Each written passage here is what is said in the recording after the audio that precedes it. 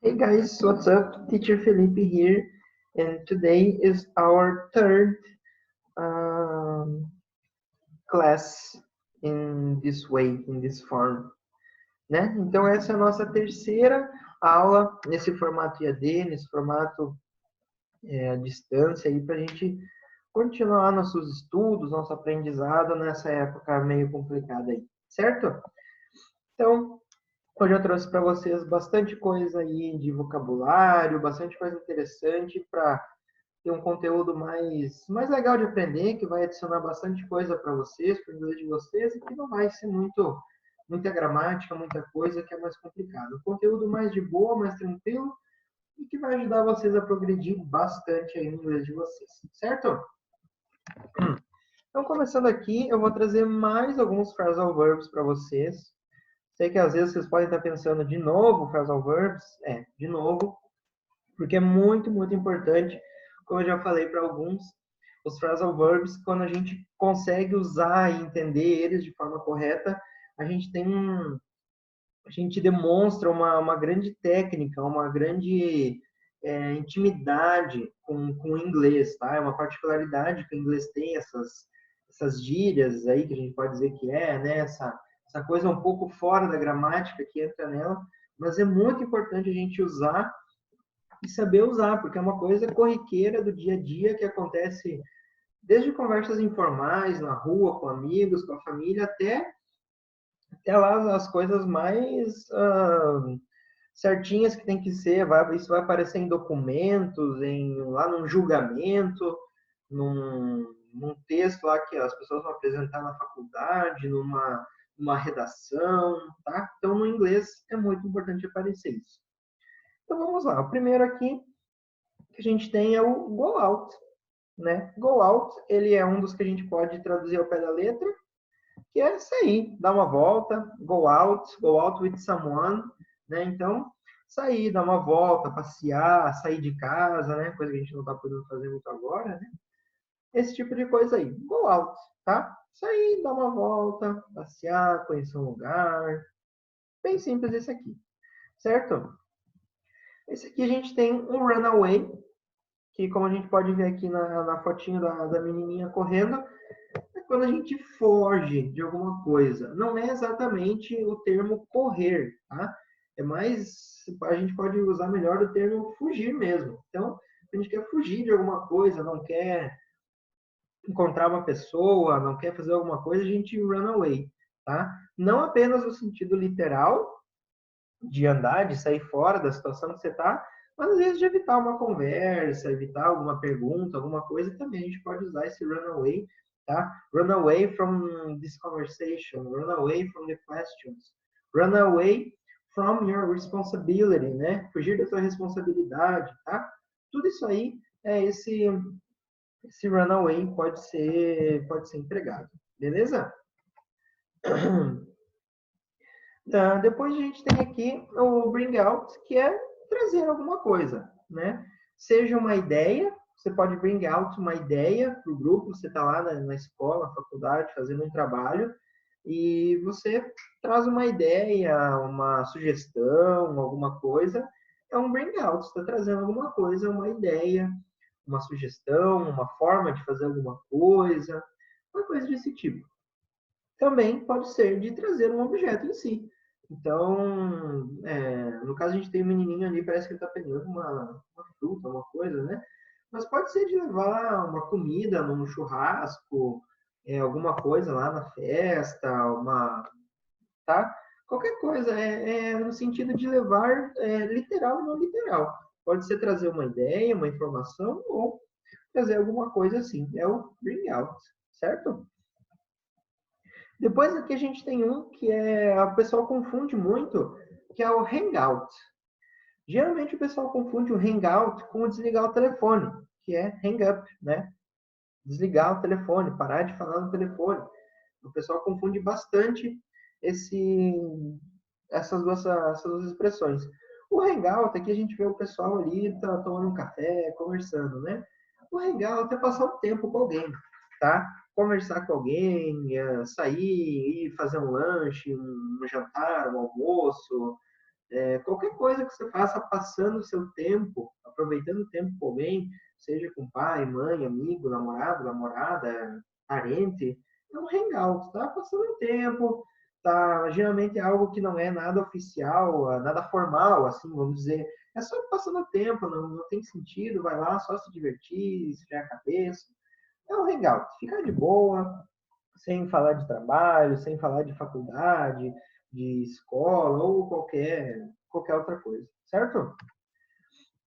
Aqui a gente tem um pouco menos usado, mas ele aparece uma vez que outra aí confunde um pouco o pessoal, que é o empty out, tá?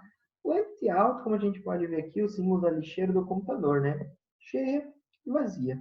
O empty out é única e exclusivamente esvaziar alguma coisa, tá? No caso, pode ser a lixeira, a gente vê cheio de papel, sem papel. Esvaziar, sei lá, o balde de água, o copo, enfim, qualquer coisa que a gente possa esvaziar, a gente pode usar isso. Empty out, tá? Por quê? Algo empty está vazio. E empty out nos dá a sensação de que a gente está esvaziando, retirando, e etc. Beleza? Aqui a gente tem um bem complicadinho do povo entender de primeira, mas que conforme a gente vai vendo, ele é muito aplicado em música, em filmes e tal, que é o let out, tá? Let out, ou vai falar, quando eu falar rapidinho, né? Aquele T que vira um R, bem riscadinho lá no final. Aqui a gente vê, né, o bichinho ali gritando com o outro, né? Acho que é um leão, um tigre, uma pantera, sei lá, que bicho é. O que é esse let out? É quando a gente, né, expõe aquele sentimento que a gente está tendo. Seja ele um sentimento explosivo de raiva, de estresse, ou até uma coisa boa, uma alegria, dar um grito de alegria, comemorar, é esse let out, é deixar aquilo, sair, assim, sabe? Então, quando você tá muito feliz, quando é uma coisa muito boa, dá aquele grito de comemoração, aquela, o jogador de futebol quando faz um gol, o maratonista quando ganha, né, a corrida e tal. Esse é o let out, é externalizar o nosso sentimento interno, é deixar tudo sair. Ele pode ser na forma de algo ruim, uma expressão de raiva, gritar com alguém, xingar alguém, gritar de dor, gritar de felicidade, chorar de tristeza, de alegria, tudo que for ligado a sentimento e que a gente puder colocar nesse let out, ele tá encaixado aí, tá? Ele não quer dizer, não é levar nada para fora, tá? Não é pegar esse objeto aqui e levar lá fora, tá? Não é isso. É o sentimento externalizado propriamente, certo? Outro muito complicadinho aqui e que é muito usado, muito. Esse aqui é um dos que eu mais vejo aparecendo em série, filme, videogame, música, tudo que a gente consome que vem em inglês é o run out. O que é esse run out? Se a gente for traduzir, correu fora, quer dizer, né? O run out, pessoal, é quando a gente fica sem alguma coisa, quando acabou o estoque que a gente tinha. Aqui no caso a gente vê o tanque de gasolina vazio. Então o cara tá lá dirigindo, pá, parou o carro. Aí ran out of gas, né? Eles chamam gas, gasolina, gas, combustível, gasolina. Então acabou. Você tá lá na sua casa comendo chocolate lá da Páscoa, acabou. We ran out of chocolate, tá? Acabou o refri, a água, o que quer que seja que você compra uma quantidade e ela pode terminar, I run out, tá? Então, às vezes, está lá no mercado, chega o cara e fala lá pro amigo, pro funcionário lá, ó, acabou o macarrão, tá? We ran out of pasta, né? Macarrão em inglês, pasta, né? Tanto faz a pronúncia, não tem problema, tá? Então, acabou, run out, acabou, tá? Ideias, pode ser algo não palpável também. I'm run out of ideas, então acabou as ideias, né? Acabou as tentativas, qualquer coisa que tem uma quantidade e ela acaba, a gente pode usar esse run out aí para tá falando isso, tá? Aqui a gente tem um que é o knockout, tá? Knockout. No português a gente conhece ele por nocaute, né? Quando geralmente os lutadores vão lá e, né, estão lá e derrubam o outro e acabou, né? Mas o knockout, ele, além desse uso no inglês, ele pode ser sobre derrubar qualquer coisa, tá? Então vocês vão ouvir essa expressão bastante, não só na luta lá sei lá, de boxe, de karatê, o que é mais usado isso? Acho que é de boxe, né? Então, simplesmente o knockout, ou nocaute, como o pessoal fala em português, é derrubar o outro adversário. Mas ele pode ser derrubar, terminar, acabar com qualquer coisa, tá?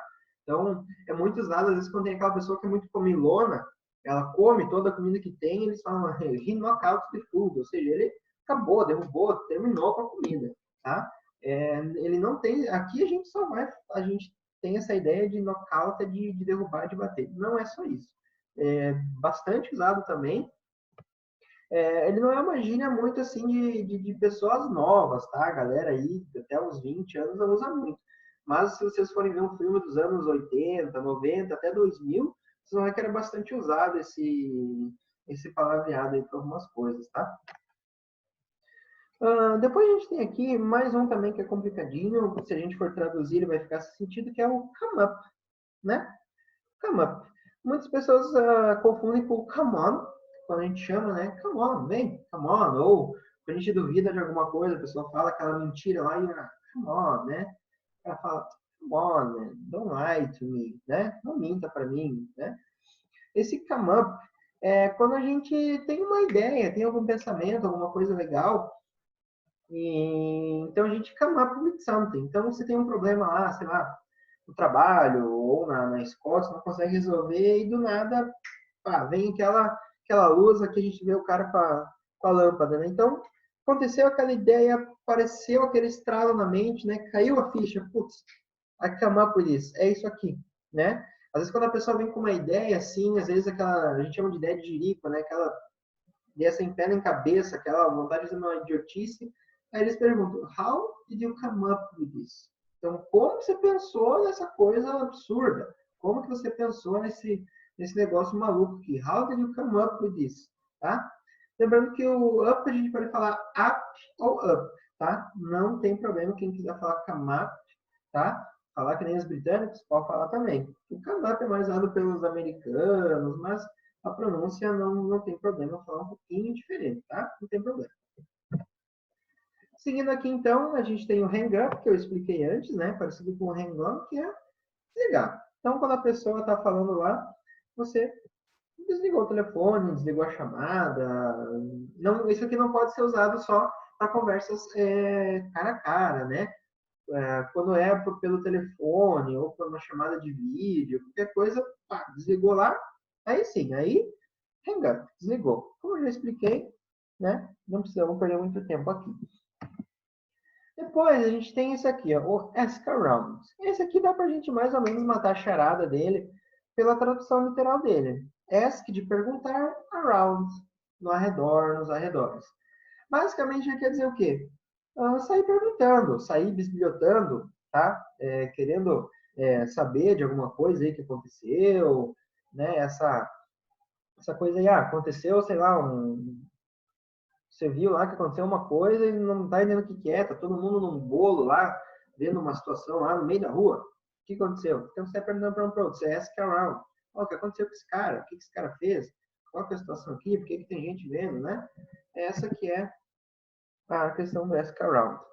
Depois a gente tem um que é muito, muito usado também, que inclusive já me perguntaram uma vez na aula o que era, que é o freak out. O freak out é quando a gente enlouquece mesmo, quando a gente lose it, né? Eles falam essa gíria também, lose it, né? Traduzindo fica perder aquilo, mas lose it é lose our mind, né? Ficar maluco, né? O freak out é a mesma coisa. É quando a gente enlouquece, quando tem alguma coisa lá que está só dando errado, só dando problema, e a gente enlouquece com aquilo, fica muito bravo, fica maluco mesmo, fica aquele misto de tristeza, raiva, nervosismo, é o freak out. Então, quando alguém lá na série, no filme, tem uma atitude meio maluca lá, eles falam, he's freaking out, ele está enlouquecendo, ele está, né, soltando os cachorros em todo mundo. Geralmente, quando a pessoa fala sobre ela mesma, ela não vai falar geralmente I'm freaking out, ela vai dizer I'm losing it. Ou if you do this, I will lose it. né? Então, se você fizer isso, eu vou lose it, eu vou enlouquecer, tá? Eu vou perder meu estado mental, minha sanidade mental.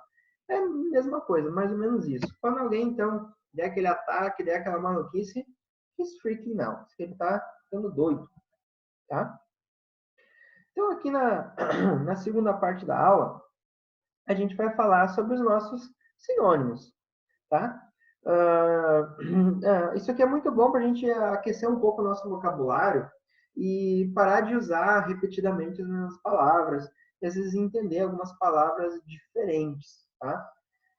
Principalmente na questão de inglês americano e inglês britânico, isso aqui é muito legal de saber, porque às vezes um local fala de um jeito e o outro fala de outro, tá?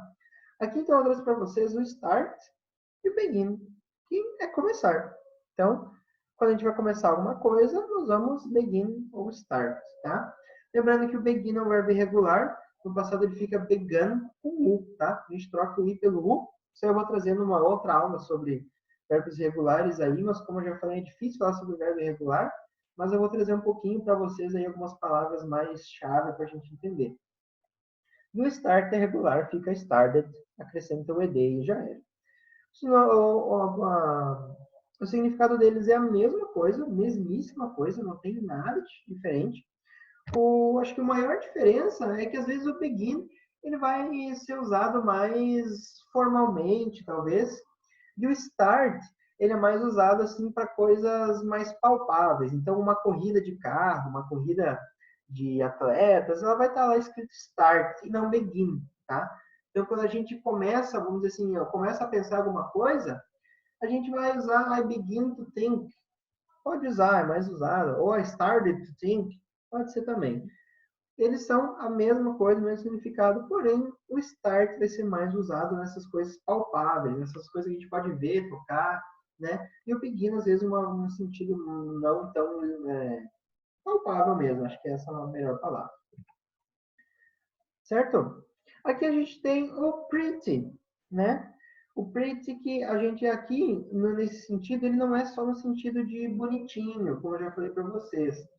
Ele é daquela coisinha fofinha, legalzinha, tá? Aquela, sabe essa coisa, a gente tem no português de colocar esse diminutivo, esse inho. O meu carrinho, o meu, sei lá, minha mãezinha, meu casaquinho, meu cabelinho. Sabe que a gente quer dar uma ênfase que aquilo é uma coisa querida, nossa, que a gente gosta. Esse lovely, ele também é nesse sentido, tá? A gente pode falar que o lovely ele pode ser tanto no sentido de bonitinho, algo legalzinho, como uma coisa querida nossa. My lovely car, my lovely girlfriend, my lovely mother. Então, coisa que a gente ama, que a gente tem como querido, que a gente adora, a gente pode usar o pretty e o lovely, tanto faz. E a melhor tradução que a gente pode entender isso é esse inho, quando a gente fala de coisinhas queridas para nós, tá? Não ironicamente, claro, né? Coisa que a gente realmente quer falar. Aqui a gente tem o quick e o fast, então eles também têm o mesmo significado, apesar de que o fast ele seja mais usado quando a gente relaciona algo à velocidade, tá? Um carro, tá? Uma corrida, algo que acontece muito rápido.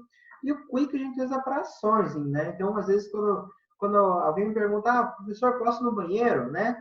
Eu falo quickly, né? Então, ou seja, rapidinho, ligeiro, né? Acho que essa poderia ser uma tradução legal para vocês pensar. O quick a gente poderia colocar como ligeiro e o fast como algo rápido, veloz, tá? Então, a gente pode usar os dois, não tem problema falar que um carro é quickly, tá? Que aquele carro is very quick, mas fica meio estranho. É melhor falar, quando a gente fala sobre velocidade e tal, o fast mesmo, tá? E o quick, ações que têm que ser feitas rapidamente, sem muita enrolação, tá? Então, tem isso aqui, it has to be done quickly, né? Quickly, rapidinho, rápido, né? This is very quick, né? Isso aqui é uma coisa que aconteceu muito rápido, tá? E o fast é mais para velocidade e algumas coisas que a gente vai pegar usando o tempo, né? Tá bom?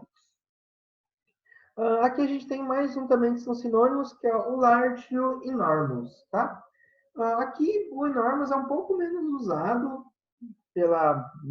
pelo tamanho da palavra. A gente sabe que no inglês eles preferem palavras menores, né? Já expliquei para vocês alguns, já falei aquela coisa, né, do inglês, com aquelas palavras em latim, palavras anglo-saxãs.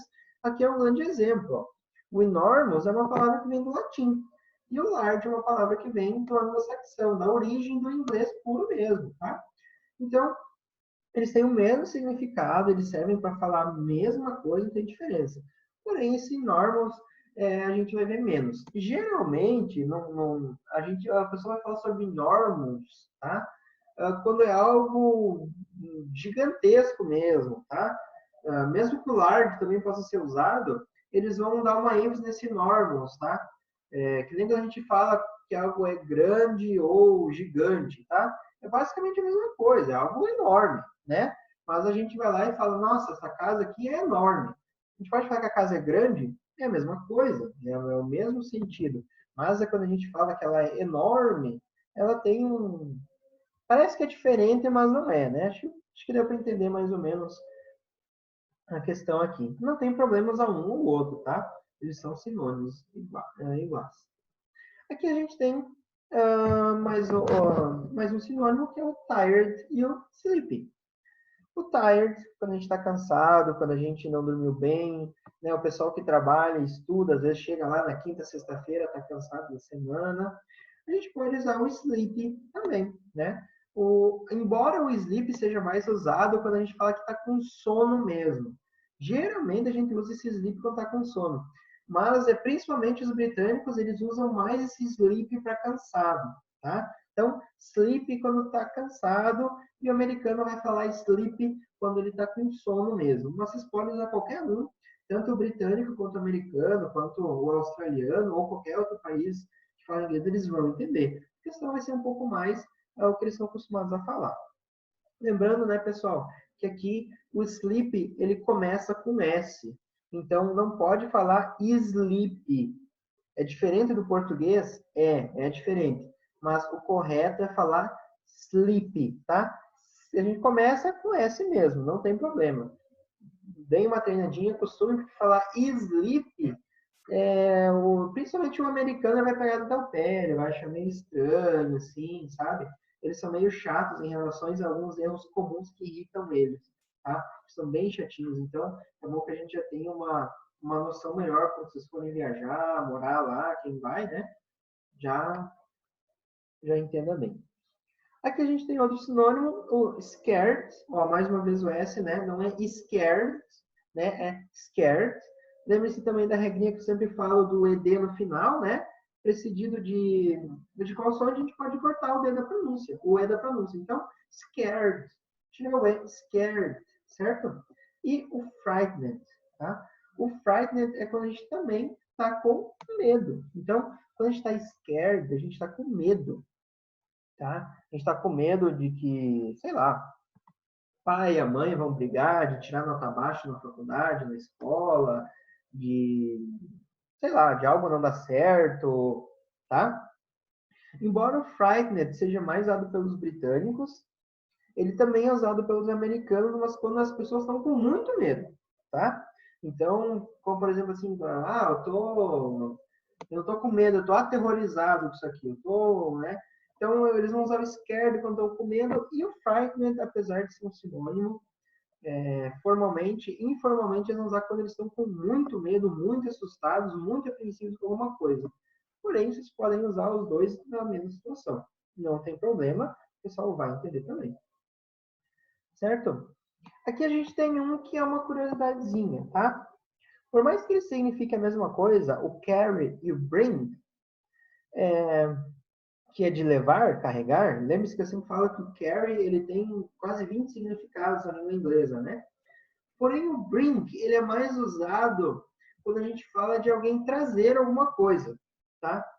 Então, vamos dizer que vocês combinam lá uma janta lá na casa do fulano e, vamos fazer, sei lá, cachorro quente, tá?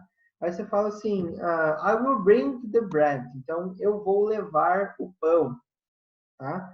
Quer dizer, aquela questão, o bring é algo que a gente fala mais na questão que a gente pega, entrega a alguém, serve a algum propósito. O carry é simplesmente carregar. Então, he's carrying a bag. Então, ele está com a mochila, com a bolsa, com a mala dele, né? He's bringing the soda, né? Então, o cara está trazendo refrigerante, né? He's bringing the beverage, trazendo as bebidas para a festa, para o jantar, ou sei lá o quê, tá? Embora eles sejam sinônimos, é muito difícil a gente ver eles sendo usados como sinônimos hoje em dia na língua inglesa. Porque o bring, com o tempo, ele se tornou essa coisa de que serve a um propósito. Eu vou pegar isso aqui e vou levar até lá para que seja usado. E o carry é só carregar mesmo. Então, pode ser usado no mesmo sentido? Até pode, mas eu aconselho que vocês não usem. Usem o carry quando forem só carregar alguma coisa, levar, e o bring quando ela for servir a um propósito, levar tal comida para a festa, levar uma coisa, aí usem o bring, certo? Aqui a gente tem mais um caso do inglês anglo-saxão e latino, que vem do latim, né? Não da América Latina, da língua latim. O smart e o intelligent. Exatamente a mesma coisa, não tem diferença nenhuma. Pode ser usado nas mesmas situações, não tem diferença nenhuma. Porém, o smart é uma palavra que vem lá das origens saxãs do inglês, e o intelligent vem da influência do latim no inglês, certo? Tanto que o intelligent ele parece com o português, inteligente. Por quê? O português deriva totalmente do latim, certo? Aqui a gente tem mais um sinônimo que significa a mesmíssima coisa, que é o sick e o ill, né? Então, quando alguém está sick ou está ill, ele está doente, está com uma doença, tá? A palavra ill, propriamente, não significa doença, mas illness, sim. Eu vou explicar isso mais para frente para vocês aí, mas a gente não pode usar o ill como doença, tá? O ill é de doente mesmo, que nem o sick. I'm sick, estou doente. Porém, o sick ele pode ser usado quando a gente está enjoado de alguma coisa, não no sentido doente, no sentido mental. Ah, I'm sick of it. Então a gente não aguenta mais, sei lá, ir na aula. I'm sick of going to the class every day. Eu não aguento mais ir para a escola todo dia. I'm sick of this quarantine. Então eu não aguento mais essa quarentena. Eu quero sair de casa, eu quero fazer minhas coisas. Eu não aguento mais ter que estar ficando em casa, tá? Mas no sentido literal dela de doença, de estar doente, eles são a mesma coisa, certo? Então, os sinônimos era isso por hoje. E aqui eu trouxe uma coisa muito interessante, pessoal, que isso aqui me rendeu assim uma dificuldade de explicar para vocês, porque é bem diferente do português, tá? Teve uma atividade, por exemplo, que eu pedi para o pessoal para eles me explicarem como que se chegava a jumper da cidade deles. Eles me explicaram o caminho, tá? Muita gente usou assim, the jumper is in the street, tal, tal, tal. O que acontece? Tá correta a explicação? Tá. In the street, tá certíssimo. Não tem problema. A questão é o the, tá? O uso de artigo na frente seja do sujeito ou do objeto, não é como é no português, tá? Então, quando eu falo assim que a Aline is my friend, né? Eu não preciso dizer the Aline is my friend. Se eu for falar em português, eu digo a Aline é minha amiga, certo? Mas no inglês não precisa usar esse the na frente. Eu sei que a gente pensa, mas tem um artigo, o a na frente, como no inglês os artigos são sem gênero, eu coloco o the e tá tudo bem. É aquela coisinha que a gente se acostuma com o nosso idioma e a gente acaba cometendo esse erro. Por mais que tenha influência latina no inglês, as regras gramaticais não sofreram influência do latim. A única coisa que o latim colocou foram umas palavrinhas lá que nem são muito usadas, tá? Então a gente tem que pensar nesse caso. Então eu trouxe aqui para vocês um pequeno esqueminha para a gente usar melhor nos artigos, a gente entender como que se usa direitinho, tá? A gente vê lá, a gente tem o a, o and e o the, os principais artigos que a gente tem no inglês. Então vamos ver aqui o a e o and aqui na primeira. Olha o que ele diz para nós. Use it for objects that are not specific or one of several things of a similar type. Bom, o que ele está dizendo aqui, pessoal? Que a gente usa isso quando a gente não tem algo muito específico ou que tem vários do mesmo jeito, tá? An apple, a notebook, tá? Então, quando a gente tem essas coisas comuns, seja qualquer coisa, uma fruta, um objeto, tá? A gente usa o a ou o an, certo? Então, olha lá o exemplo que ele dá. I need a phone. Então, eu preciso de o quê? De um teléfono, né? Um celular. O telefone é uma coisa comum, tem de vários tipos, tem de várias marcas, tamanhos, tem. Então, ele é algo comum, ele não é the phone. Se fosse the phone, ele teria que ser algo único, algo especial. Pode existir um telefone especial que alguém vai se falar para ele como the phone? Pode, mas nesse caso aqui, a pessoa tem que colocar um celular. Quando a gente fala sobre, às vezes aparece nos filmes coisa The Boss, o pessoal que joga videogame, this is the boss. Quer dizer, existem vários chefes no mundo, mas aquele é o The Boss, ele é diferente, ele é o mais difícil do jogo, ou ele é o The Boss of the Company, ele é o cara que manda na empresa, tá? A gente pode ter vários chefes na empresa, mas ele é o The Boss, ele é o cara que manda, ele é o cara que controla tudo, tá? Então, aqui a gente vê a Anitta falando, precisa de um telefone. E depois ele fala ali, use the first time we introduce an object.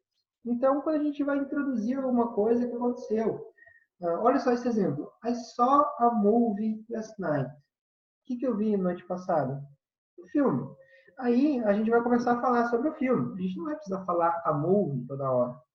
A gente vai falar as características que aconteceram no filme, o que aconteceu, o gênero do filme, os atores, mas a gente vai introduzir ele com esse a movie e depois pronto, tá? Qual que é a regrinha do A ou N? Antes da consoante vai o A, antes da vogal o N. Só isso, tá? Então, an apple, uma maçã, vai o N por causa do A. E aqui no caso o phone e o move vai somente a letra A, o A, por causa da consoante, certo? Uma regrinha bem simples, não é muito difícil, vocês vão, com o tempo a gente nem vai pensar se está vindo vogal ou coisa, depois a gente vai fazer por automático mesmo, de tão fácil que é essa regrinha, tá? Não se preocupe com isso.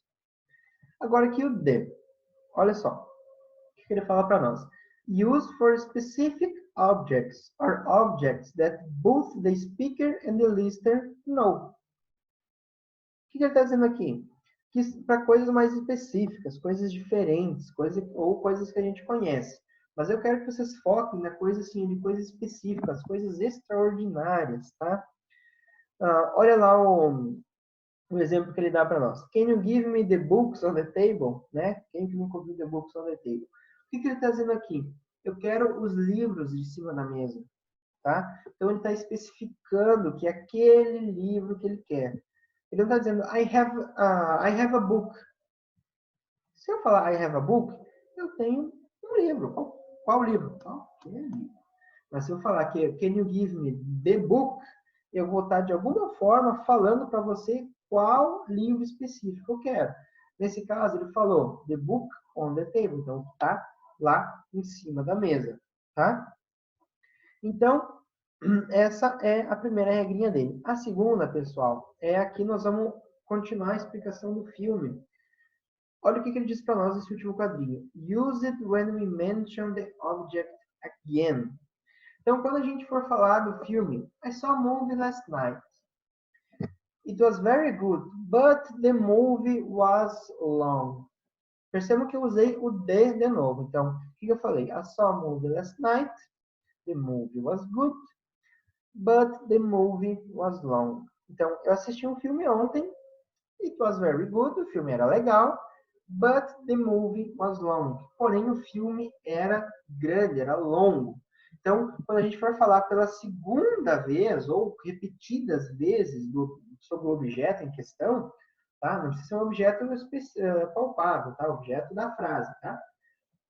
A gente pode usar esse de sem problema nenhum, tá? Agora, o que não pode acontecer é a gente confundir isso, tá? Então, às vezes a gente pensa lá, I need one the phone. preciso de um celular, de um telefone, tá? Então, tenham em mente essas regrinhas e percebam que quando a gente vai falar sobre locais e pessoas, tá? Substantivos próprios, a gente não precisa colocar o de na frente, tá? Eu não preciso falar sobre a minha amiga Aline. No português, a gente coloca o determiner, vamos dizer assim, feminino. O a, a gente é feminino. A Aline é minha amiga.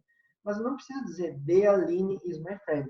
Aline is my friend. A gente pode começar diretamente já aí no sujeito, certo?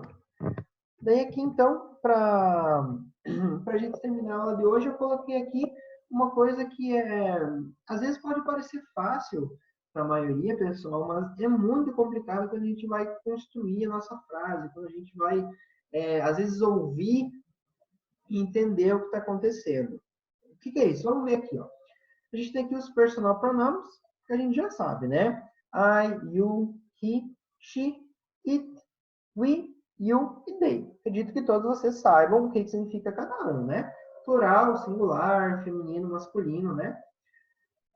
E daí a gente tem aqui os adjetivos de posse deles, possessive adjectives. O I se torna my.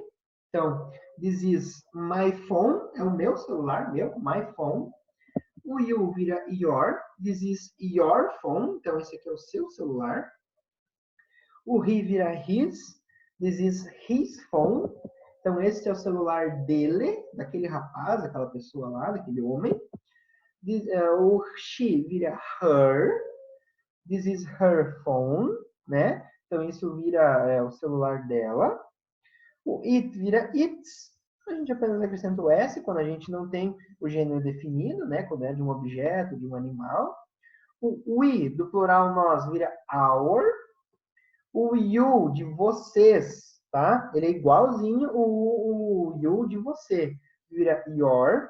Lembrem-se de ler e levar em conta o contexto para saber se é o you de você ou de vocês, tá? É importante que a gente tenha isso em mente.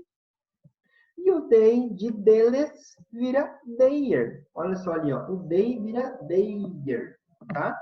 Tenho certeza que a maioria de vocês lembra disso, sabe disso, porém, é bom relembrar. Depois, a gente tem os possessivos pronouns, tá? Que basicamente eles vão ter mais ou menos o mesmo significado, mas a gente vai usar geralmente para responder as perguntas. Ah, como assim? Vamos dizer que chegou alguém lá na sala de aula, who is this phone? Então, de quem que é? Estava lá no chão, caiu. It's mine. Então, é meu. Eu posso falar, hey, this is my phone. Posso, não tem problema. Mas geralmente vai responder, mine, meu. Isso é meu, it's mine, tá? Ou o cara vai perguntar lá, who is this phone? Você vai falar, yours. Ou seja, é seu, é. This is your phone, this is yours, tá? É seu. E assim por diante. O he, his, fica dele. Percebam que fica igual, o his, né? O her vira hers, dela. Né? O its, continua its. O our vira ours, nosso. O your vira yours, de novo. Então, é a mesma coisa o dele, o seu e o deles, tá? Fica a mesma coisa. Depois a gente tem o theirs também. Tá, mas quando que eu uso qual? Quando a gente não cita o objeto ou sujeito em questão.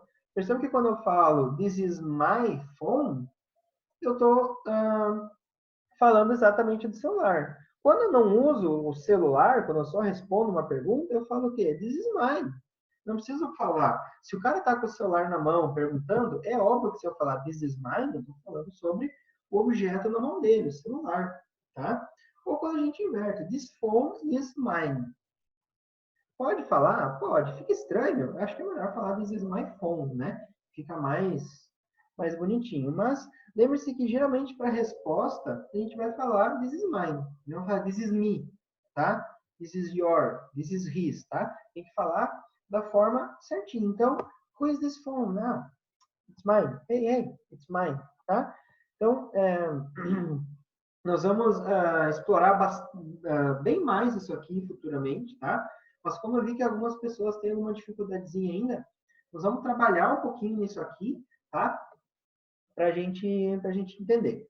Então, para encerrar, pessoal, hoje, eu vou pedir para que vocês me façam, então, aí, vamos ver, uma frase com cada um. Vamos fazer assim? Eu vou passar para vocês, então, depois, mas eu vou querer que vocês só façam algumas frases, tá? Não vai ser nada muito complicado, acho que uma frasinha de cada um dá para fazer bem facinho, não tem muita coisa, tá? Daí eu vou explicar para vocês o exercício bem certinho. Então, obrigado por pessoal que acompanhou. Espero que a gente possa ter nossas aulas aí ao vivo logo, né? A gente possa se ver logo. E, então, nessa semana era isso. Até semana que vem. Tchau, see you later, stay safe, and bye bye.